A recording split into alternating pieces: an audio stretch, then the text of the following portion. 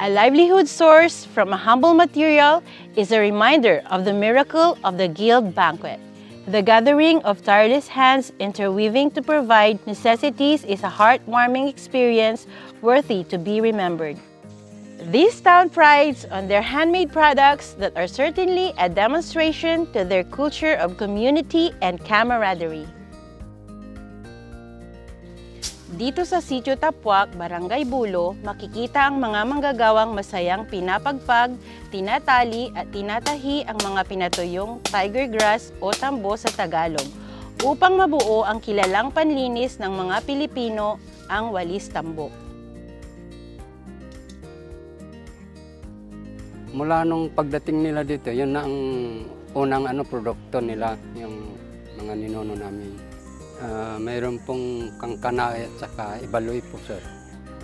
Dahil po sa sa hirap ng buhay, kasi galing po kami sa galing sa Benguet, galing po sa La Union yung iba.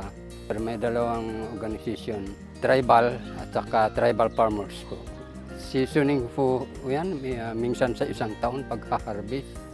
Sa bundok po lahat, hindi pwede dito sa baba.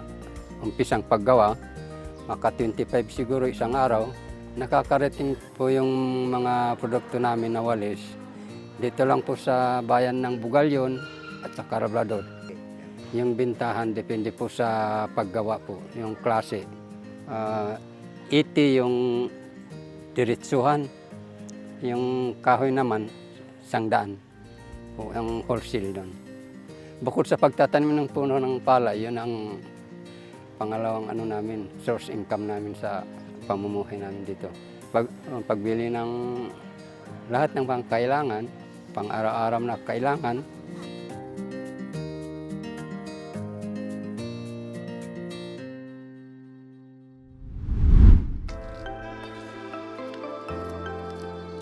Hindi may kakaila ang pagtanggap ng mga lokal sa mga gumagawa ng mga produktong kinikilala din sa iba pang mga bayan. Tulad ng pamilyang ito sa Barangay Uyong na unti-unting gumagawa ng pangalan sa larangan ng paggawa ng bilao dito sa bayan ng Labrador.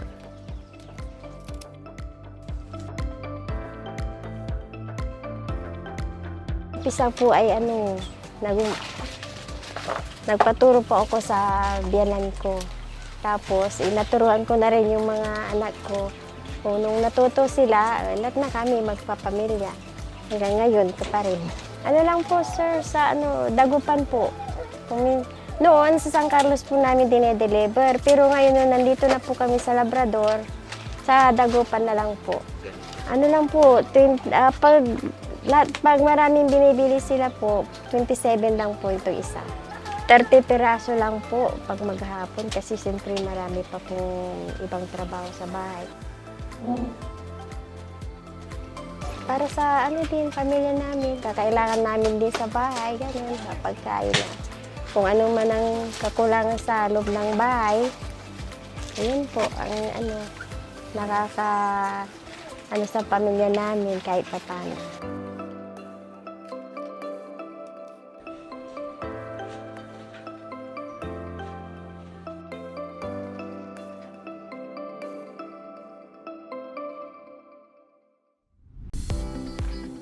Maliban sa bilao, isa pa sa mga pinagmamalaking produkto ng bayan ay ang sawali.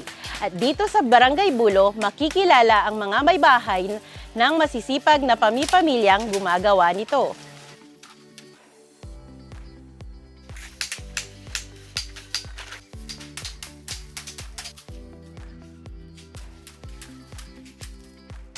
Ito na po yung kasi sir, pinagkakakitaan namin araw-araw.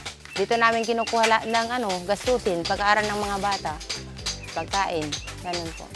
Yung sawali, halimbawa wala itong sa amin, nakikiupa kami sir ng sa isang araw, nakakasampu kami.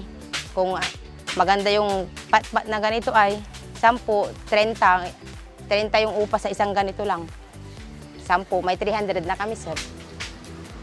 Dagdag hanap buhay din ito.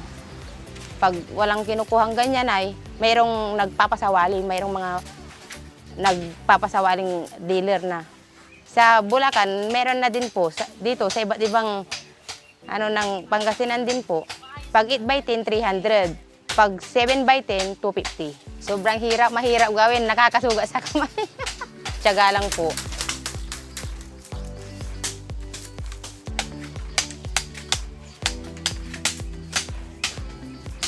Nakakatulong ang paggawa ng walis na tambo sa wali at bilao sa turismo ng Labrador para makilala ang mga produkto namin na maliban sa meron kaming mga magagandang beaches at waterfalls dito sa Labrador, meron din kaming may pagmamalaking mga produkto na gawa ng aming mga residente ng Labrador. These products are reminiscent of the quote, "Together we are stronger than we are apart." Every strip and every strand show how closely knit every Labradorians are. The ties and the bonds are what make every visitors keep coming back.